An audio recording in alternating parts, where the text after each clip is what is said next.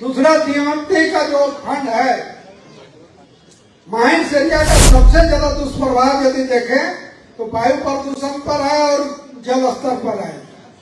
जल स्तर का बड़ा स्रोत पूरे जिले में रेती तालाब भी है। रेती तालाबों का जीर्णोद्धार नहीं हो पाता है, नियम भी नहीं है।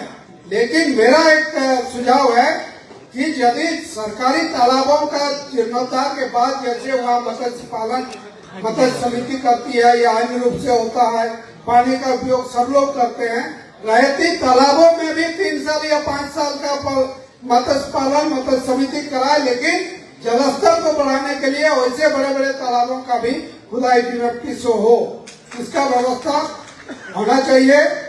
दूसरा, पिछला बैठक में भी मैंने उठाया था इस बात को कि सिंदरी में करीब 5 से 7 लाख की आबादी है। 5 से 7 लाख की आबादी में स्वास्थ्य सुविधा नहीं के बराबर है। सिंदरी को बगल में यदि सरकारी स्वास्थ्य देखे तो झरिया का चश्माला जाना पड़ता है, तो वहाँ एक स्वास्थ्य सेंटर चले और डीएमटी से वहाँ चिकित्सा कर्मी का पदस्थापन हो तो हमको लगता है कि वहाँ के लोगों को स्वास्थ्य सुविधा हम लोग मुहैया करा पाएंगे। इसके लिए भी गौशाला में एक जो स्वास्थ्य केंद्र है अर्बन CHCS है और उसका नए सिरे से डॉक्टरों का पदस्थापन करके यदि रेफरल अस्पताल के तर्ज पर बनाया जा सके तो उनको लगता है बहुत अच्छा होगा। क्योंकि सिंदरी में कई कारखाने हैं, कभी रासायनिक दुर्घटना भी हो सकता है, इसके मद्देनजर वहाँ उसको ध्यान देने का जरूरत है।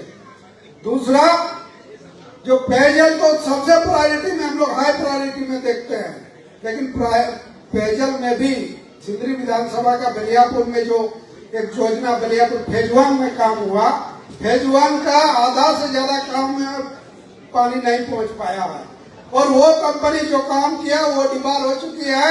उस गांव में पानी पहुंचाने का दूसरा कोई यूज नहीं हो रहा है। तो उन गांवों में डीएमटी के माध्यम से पेयजल की जलापूर्ति करा जाए और नियमित जलापूर्ति करा जाए।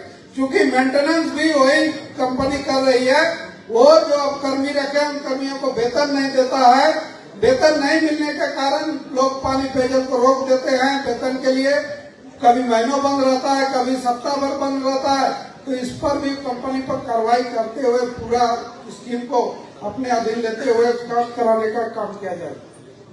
इसके साथ साथ एक नया जो पिछले बैठक और इस बैठक में जो अंतर हम लोगों ने देखे कि पुस्तकालय के में कुछ जगह पर 9 या 10 पूरे जिले में काम हुआ है, तो बच्चों को पढ़ाने में मदद का जो एक सिलसिला शुरू हुआ, इसको पंचायत स्तर तक यदि करवाया जाए, पंचायत भवन में एक रूम का यदि या पंचायत भवन में ही व्यवस्था कराया जाए, पूरा जो बाउंड्री और ग्राम सभा इस सब के लिए जो होता है उसका जो व्यवस्था हो रहा है, तो ऐसे बच्चे जहाँ दूसरे कहीं स्कूल बिल्डिंग में या कहीं तैयारी करके कर रहे हैं, हम लोग देखते हैं कि हर वैकेंसी में जिले से प्राय जगह से बच्चे का सिलेक्शन हो रहा है, लेकिन उसका वैसा सुविधा नहीं मिल पा रहा है। तो ऐसे लोगों को पंचायत भवन में यदि सुविधा दिया जाए तो हमको लगता है कि और बच्चे अच्छा ही करेंगे, अच्छे जगह पर उनका तैयारी में माहौल मिलेगा तो अच्छे जगह पर वो